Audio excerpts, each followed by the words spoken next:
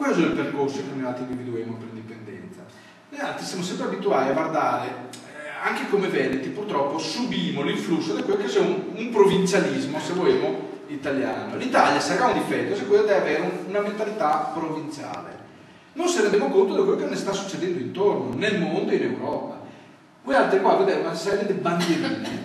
Queste bandierine rappresentano degli stati che hanno fatto un percorso chiaro, semplice, facile, legale e riconosciuto a livello internazionale. È un percorso che semplicemente ha permesso a quei popoli, attraverso forme di referendum o di votazione in un qualche modo, di democraticamente autodeterminarsi, diventare indipendenti e decidere del proprio destino. E noi altri qua che abbiamo una sfilza di stati, sono tantissimi, dalla Finlandia alle Repubbliche Baltiche, Estonia, Lituania, Lettonia, alla Cechia, alla Slovacchia, alla Slovenia, al Tirolo che invece si sta avvicinando a questo percorso, a tutti quei paesi appunto dell'Europa occidentale che sta prendendo esempio e sta portando avanti questo stesso percorso, lo sta però facendo in pratica con risultati molto migliori di quello che stiamo facendo negli altri veneti.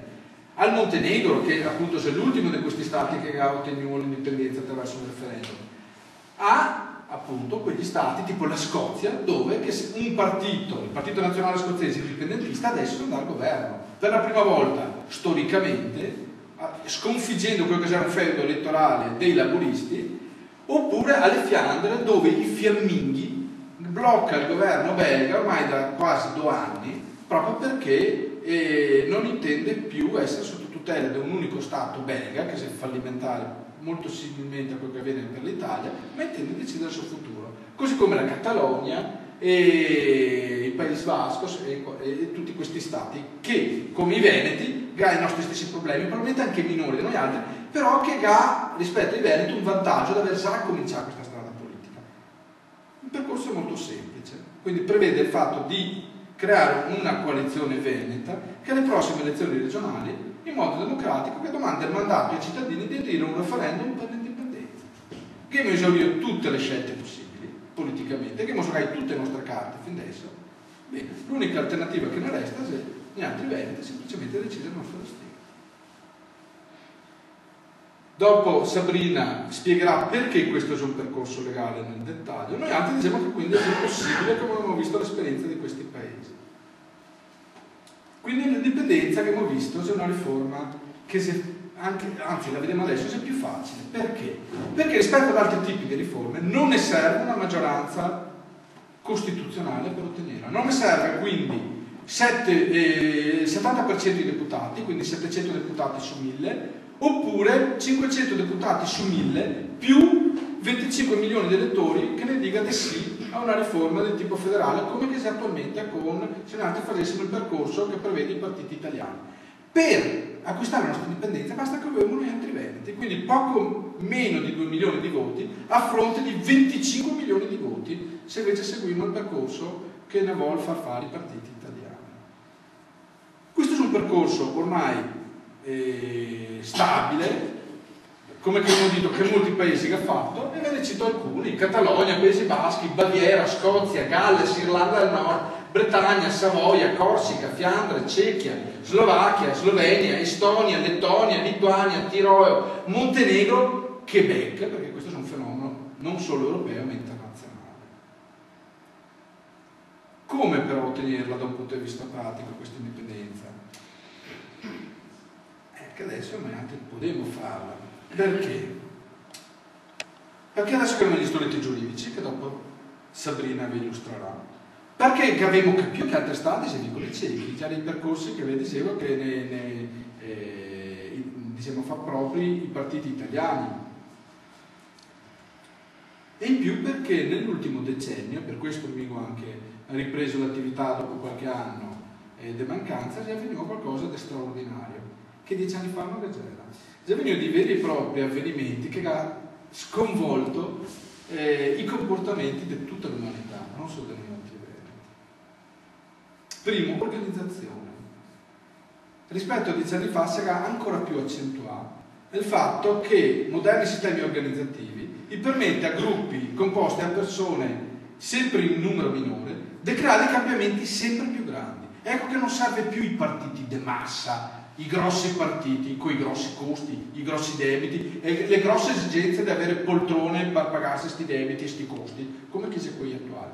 Basta dei partiti molto più leggeri, molto più snelli, molto più anche in grado però di essere flessibili e di interpretare quelle che sono le esigenze del cambiamento. Comunicazione. Noi altri veneti abbiamo una caratteristica, se capiamo cosa parliamo in Veneto, abbiamo una lingua, il primo strumento di comunicazione. Questo ne permette di creare immediatamente una empatia e una capacità di capirsi tra noi altri. Questo è il primo strumento di comunicazione, insieme alle nuove forme della tecnologia, nuove forme di comunicazione che sono l'internet, l'SMS e il passaparola.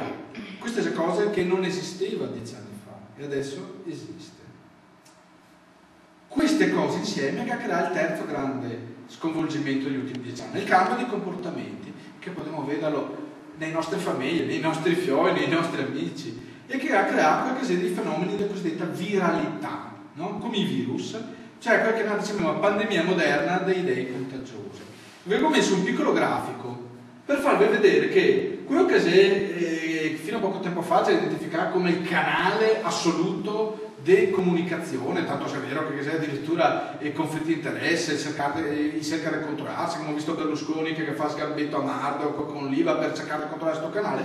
Questo canale occupa il 37,3% dell'audience, cioè della quantità di ascolto che noi altri facciamo sui mezzi di informazione di comunicazione.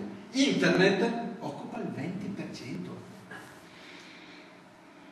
ma in pochissimo tempo. Cioè, se rendiamo conto da questi dati che da Google e che quindi si è fatti dal principale, uno dei principali agenti di questo cambio di comportamenti, cioè internet si è diventato in pochissimo tempo quasi a metà della televisione, che ha superato la stampa e sta per superare la radio. Se noi altri addirittura andiamo a vedere durante le ore del giorno, vediamo che non c'è il paragone tra l'andamento di internet e l'andamento degli altri mezzi di comunicazione. Sì, ampiamente più forte la capacità di persuasione, di diffusione delle idee che ha il mezzo internet rispetto a tutti gli altri strumenti di informazione che sono quelli che operano i partiti italiani per portare avanti il suo pensiero e le sue